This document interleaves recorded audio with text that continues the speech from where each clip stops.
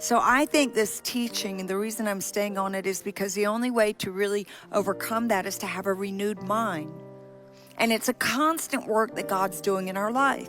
So we already know Romans chapter 12, present yourself, which is your reasonable service to the Lord, and be not conformed to this world, but be transformed. How? By the renewing of your mind. The word renewing is a renovation, to renovate your mind, that you may prove what is the good, the perfect, and the acceptable will of the Lord. We've looked at Proverbs chapter 23, verse 7, and I want to get in and really work with your faith. Because where there's faith, faith boils down to this word of PISTIS, which means total trust. Where there's total trust in God, no matter what you're facing, no matter what you see in the natural, no matter how much you're being bombarded, you know that God has you. And when you know that God has you, there's an inner peace, there's a confidence, there's a calmness to your spirit, to your heart, to your mind, that no matter what, you're like, it's okay. It's okay. I know that God has me, and God is great, and He's a good Father. He's a good Daddy. And with that knowledge, there's just this rest in Him.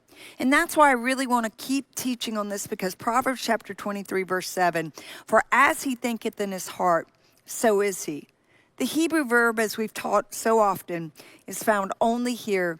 And what it probably means is as he is all along in his heart, which in the Hebrew is lev, the way a person feels about something or thinks about something, perceives it, so is he at last and acts. So we've talked about the ABCs.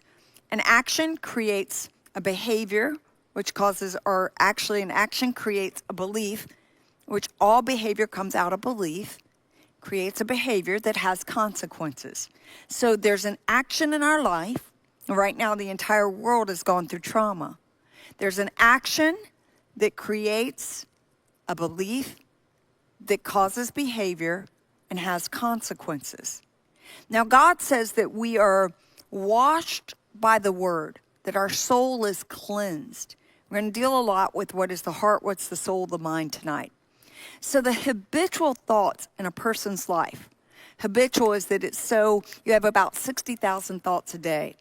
Unfortunately, more of those tend to be negative because that's the makeup of atmosphere and things that surround us and what comes in our ear gate and our eye gate and just the world that we unfortunately live in. It's so important to guard your heart according to Proverbs chapter 4. What you see, what you hear, the conversations that you partake of, the people that you fellowship with, all of those things are gates. And it's so important to guard that because the habitual thoughts of our life control how we live.